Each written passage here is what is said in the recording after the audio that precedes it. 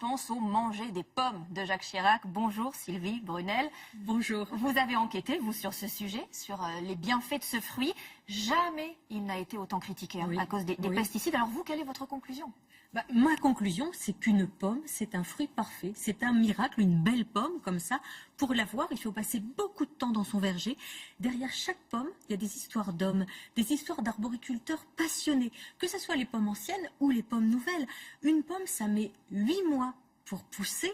Pendant ce temps-là, ça peut être attaqué partout, par les champignons, par les chenilles, par les oiseaux, par la pourriture. Et en fait, l'arboriculteur, il est obligé d'intervenir dans son verger pour obtenir cette belle pomme que nous sommes heureux de trouver. Mais quand on voit toutes les études, tous les contrôles qui montrent que la pomme est le fruit qui contient le plus de pesticides, c'est quand même pas de la fiction, ça. Alors, les études montrent qu'il y a dans les pommes des résidus vraiment de façon infinitésimale, très en dessous des limites autorisées. Et si nous analysons nos cheveux, notre peau, nous allons trouver aussi, si on cherche, des produits. Pourquoi? Parce que pour être en forme, il faut se traiter. Mais traiter, ça ne veut pas dire toxique. Et c'est vrai que comme la pomme met très longtemps à pousser, c'est le fruit qui met le plus longtemps. C'est une fleur en mars et on la récolte entre début septembre et début novembre pour la Pink Lady.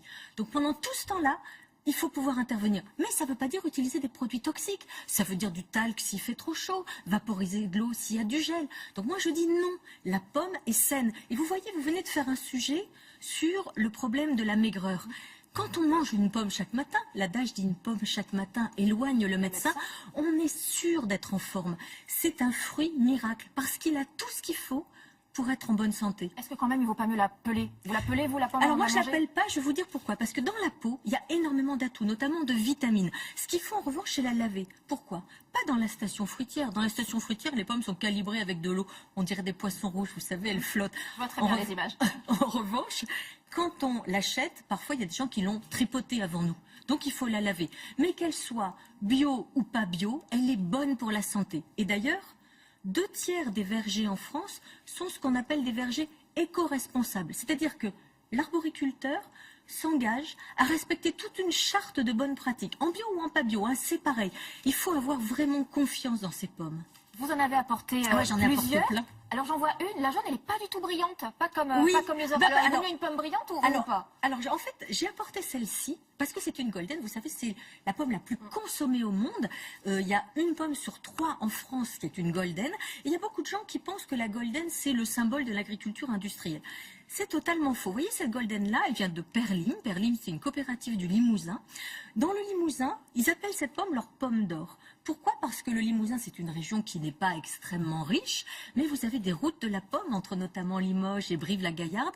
Vous avez des gens qui vivent de la pomme. Alors, il faut savoir qu'ils ont tout mis en œuvre pour que ces pommes soient le moins traitées possible. Par exemple, il y a des filets anti-ver de la pomme. Le ver de la pomme, c'est le carpocaps. Des filets anti-grêle. Alors, les gens pensent que quand on voit un arboriculteur dans un verger, c'est qu'il traite. Non.